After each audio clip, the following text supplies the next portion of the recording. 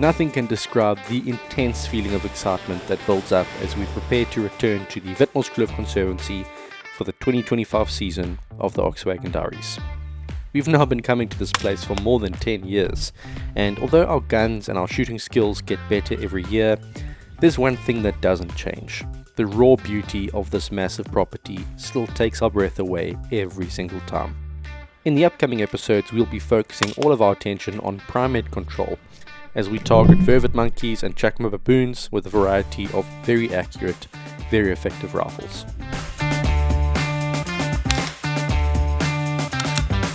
This season we're taking a slightly more structured approach to the episodes with the goal of testing something new every day.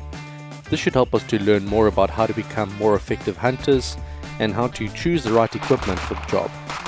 We'll be putting hollow points against solids, bowtail slugs against flat-base slugs, and comparing 3 different 22 calibers, an air gun, a rimfire, and a centerfire, to really get down to the strengths and weaknesses of each platform.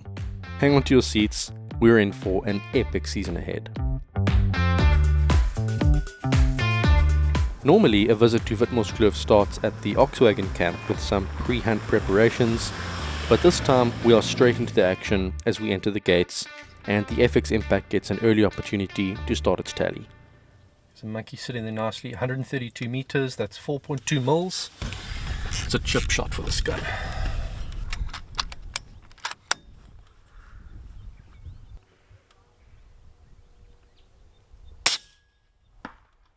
Oh, I got him. That was a definite hit. Okay, I see another monkey.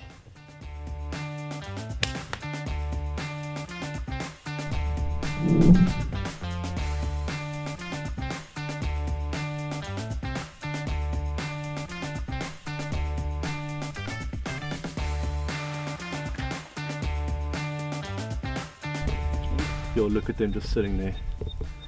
Biggest one right there on the top.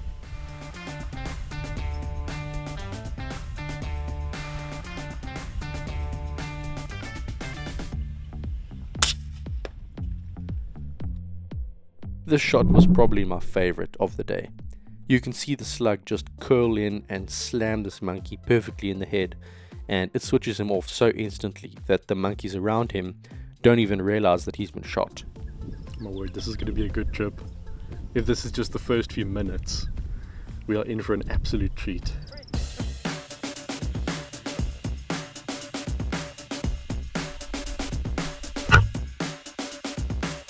I get a number of long-range opportunities shortly afterwards. Some of them just barely miss over the top, suggesting that I may have ranged incorrectly, and some of them get deflected by branches in the bullet path.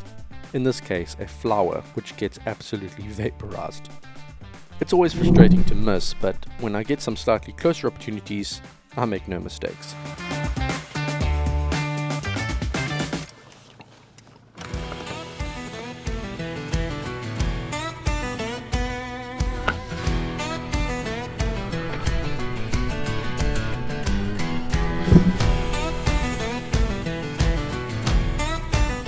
When they start to move just out of range again, I decide to bring out the 22-250 and the little 50 grain Nosler ballistic tip at 3,800 feet per second does what it does best. I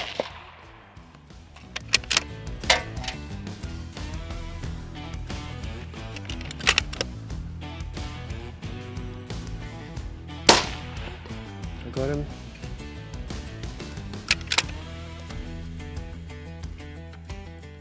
Yeah, 200, so it's 2 clicks. Still recording.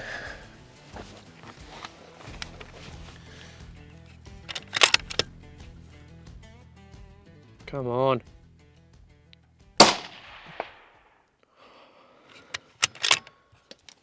It's been an absolutely insane start to our trip. We haven't even got to the camp yet, and we've already been just throwing lead. It's probably been almost an hour of just driving on this road and just spotting hundreds of monkeys and baboons everywhere. Yeah, we managed to get a couple down with the impact and then switch to the 22-50, you know, expecting some longer shots as we come in here. Got a couple monkeys down there between sort of 100 and 200 meters. I mean, we could just keep on going up and down here and just shooting all day, but we probably need to get to camp, just get settled in, offload all our food, make sure that we've checked all the zeros of all the rifles, and put the right profiles on the rangefinders, and made sure our conditions, as in the air pressure and temperature and humidity, all that stuff is correctly calibrated and in our ballistic calculators. And we'll probably have even better success rate once that's all done. So yeah, really good signs. We haven't come here in September in a few years, and I think, judging by what we've seen so far, it's probably a good time of the year to see monkeys and baboons. But we'll keep on going and hopefully get some more opportunities. So this right here is a vervet monkey. It's a nuisance species in my province, the Eastern Cape, and we are allowed to shoot them all year round with no bag limit. Before you ask, no, we don't eat these. It's like putting rat traps in your house. You don't eat the rats, they're a pest. You just want to get rid of them. There are many other species here that we do eat, and we will show you that probably in a different video. But our primary focus here is primates, monkeys and baboons, which are very destructive on these properties. Monkeys in particular, they eat a lot of bird eggs, so they completely obliterate the bird life in specific areas. And then right here around the farmhouse, which is about a few hundred meters that way, and then around a lot of the areas where these animals are fed with supplements, the monkeys tend to come and break in and damage property, rip up water pipes, break solar panels, all that. So yeah, they look mischievous, they are, and we're here to sort them out.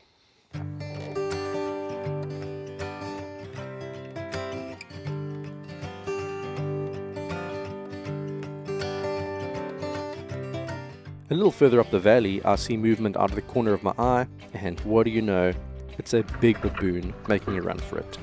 Okay. I realize that I'm going to have to take it while it's moving, so I zoom out a bit and I get my finger ready on the trigger.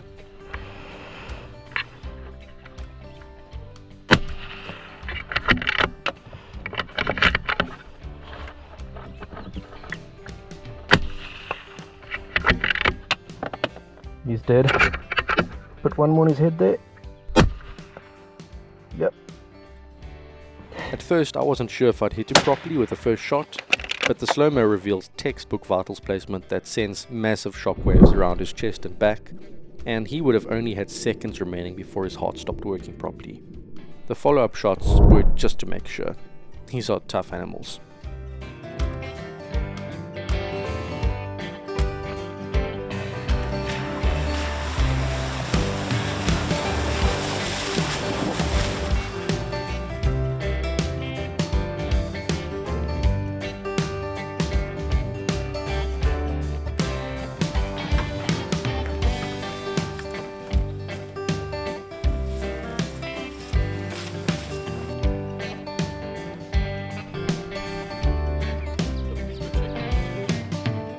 The Witmoskloof Oxwagon camp is a very special place to us, allowing us to disconnect from the chaos of life in the city and to fully embrace the peaceful paradise of the African bush.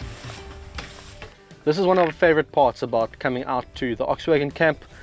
The Oxwagons themselves, these are original pieces of history, legitimate Oxwagons that were actually used hundreds of years ago, and they've been sort of refitted with comfortable luxury king-size beds with thick warm duvets and proper insulation. So yeah, really comfortable to sleep in, but it really just fits in well with this environment, being the original Oxwagons that were actually used out here. We could talk endlessly about how awesome this place is, but we're here to shoot, so let's head to the range and let's get some rifle set up, shall we? So before we really head out and get stuck into the hunting, we want to make use of these pretty good conditions.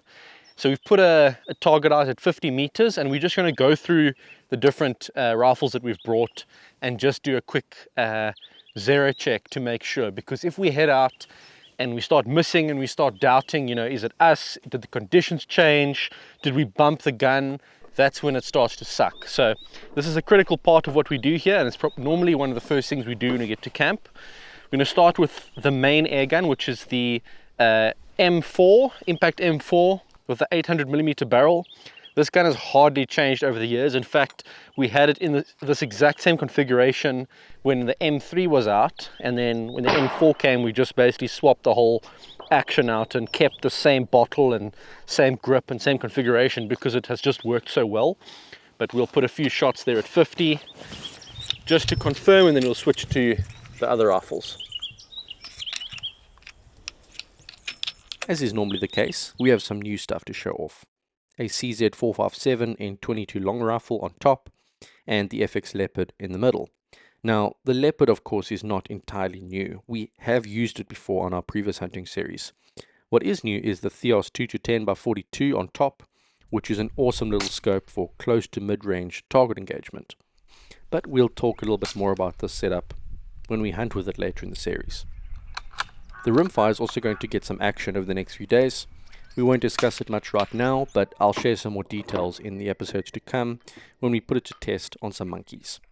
As with my Impact M4, the rimfire is topped off with the 6-36 element Theos, which is probably a little bit overkill for this rifle, but it should give us some awesome scope cam footage.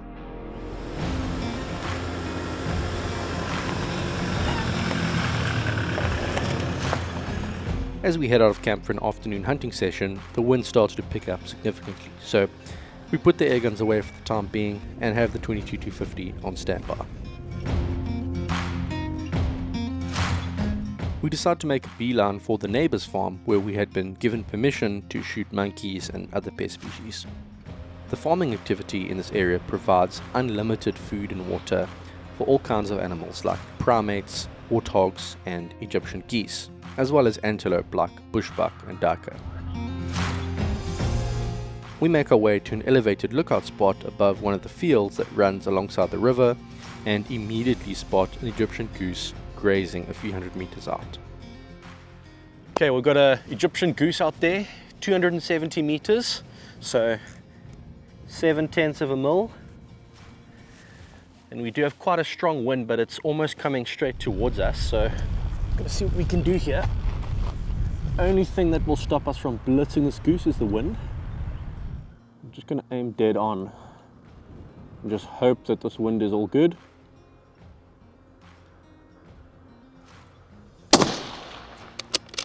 Absolutely drilled it. And obviously the rest fly away.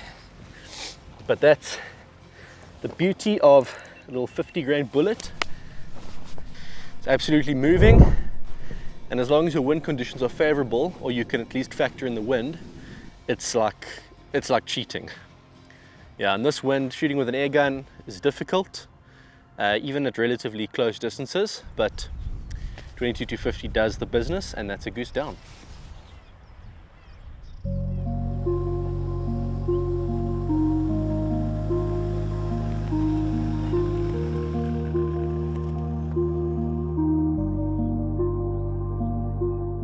Well, sun's just disappeared behind the mountains. Beautiful evening. Wind has also calmed down a bit, but it's chilly. So next thing to do is to get this nice big fire going, sit around it, get some warmth, and then we've got some lovely Karoo lamb chops for dinner tonight with a few other things. So it's going to be a good one.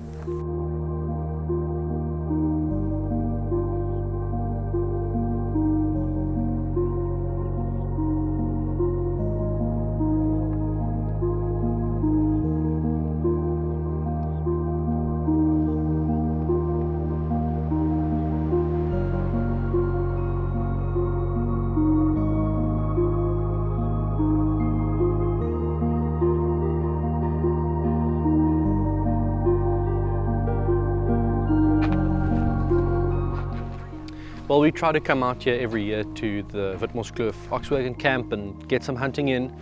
And generally we, spend the first day just validating trajectories and checking our zeros and making sure we've got all our camera equipment set up. And we did all of that today, but we also managed to get out and actually get a decent number of shots down, and a number of different species with a number of different rifles. So turned out to be a very fruitful day. Maybe the most animals we've actually got on a first day on one of these trips, which is a really good sign for what's to come. So yeah, if you enjoyed this episode, stick around. We're going to have more coming in the next few weeks, probably 4 or 5 episodes, and the Oxwagon Diaries will live on. So make sure to subscribe. Hope you enjoyed this episode, and as we enjoy our dinner, I hope you can say that you've actually enjoyed this episode too. See you next time. In the next episode, it's all action as we head out with the goal of comparing the ballistic performance of 3 different 22 caliber rifles: the 22 airgun, the 22 rimfire, and the 22-50 centerfire. It's a fascinating journey of finding the strengths and weaknesses of each system, but with one thing in common: the monkeys will be bearing the full force of these 3 very effective pest control tools. It's going to be great. We'll see you then.